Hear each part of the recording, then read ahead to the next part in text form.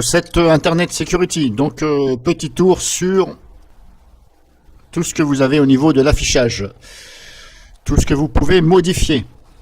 Donc, je suis allé dans les paramètres, paramètres avancés. Ensuite, vous cliquez sur interface utilisateur, ici, hop, à gauche, dans le menu. Hop, si je reprends depuis le début, donc interface utilisateur, si on développe, on a ceci. Donc là, vous cochez et décochez ce que vous voulez.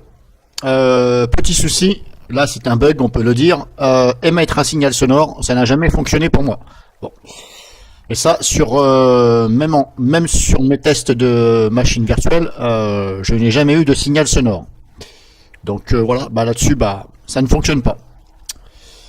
Ensuite, intégrer dans le menu contextuel. Ça, je vous laisse, je vous conseille de le laisser. Ça, c'est pour le clic droit. Vous allez sur un fichier, clic droit, scanner. Parce que si vous l'enlevez, bah, vous n'avez plus pouvoir. Donc là-dessus, n'y touchez pas. Afficher l'écran de démarrage. Ça, vous pouvez l'enlever. Voilà, c'est simplement l'écran de démarrage. État des applications. Si on clique, on a ceci. Donc là, pareil, hop. Je vais vous faire voir parce qu'il y en a partout des paramètres. C'est un peu, voilà.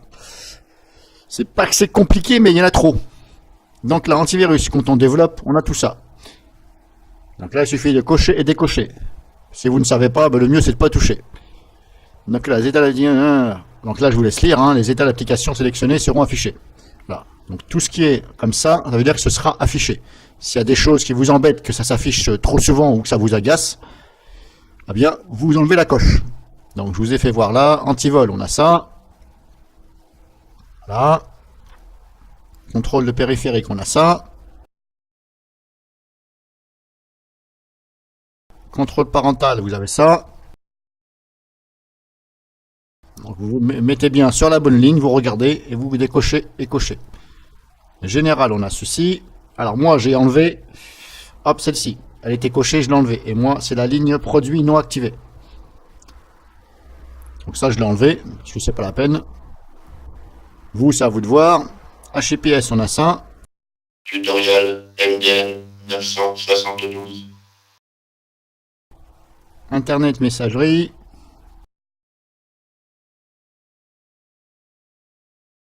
Hop, mise à jour.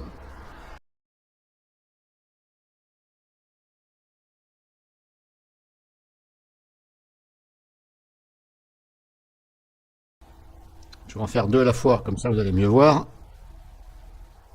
Alors mettez la vidéo en pause. Hein. Protection de la webcam, on a ça. Tutoriel MDN 972.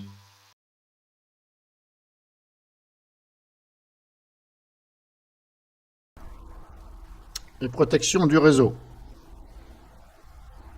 Donc une fois que vous avez modifié à votre guise, hop, ok.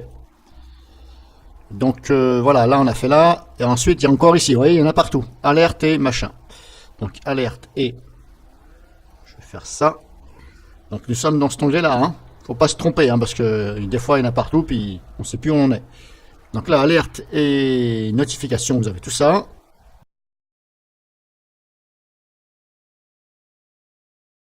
Là, pour ceux qui sont qui mettent souvent en plein écran, éventuellement, je vous conseille quand même de décocher ça, ici, quand vous mettez en plein écran.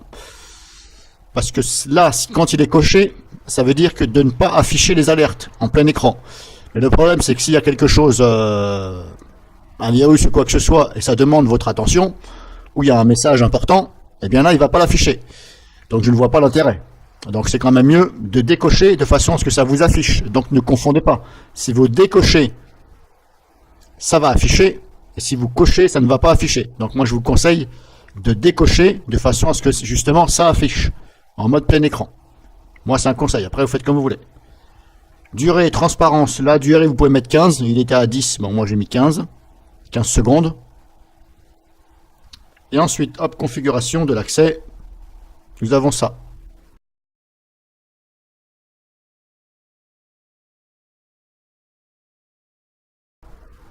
Voilà. Donc déjà, si vous réglez un peu tout ceci, ce sera déjà bien. Donc je vous le redis une fois de plus, si vous ne savez pas trop, le mieux c'est de ne pas toucher. Voilà. Ou alors ben, vous remettez tout à défaut. Vous ouvrez l'interface et hop, défaut.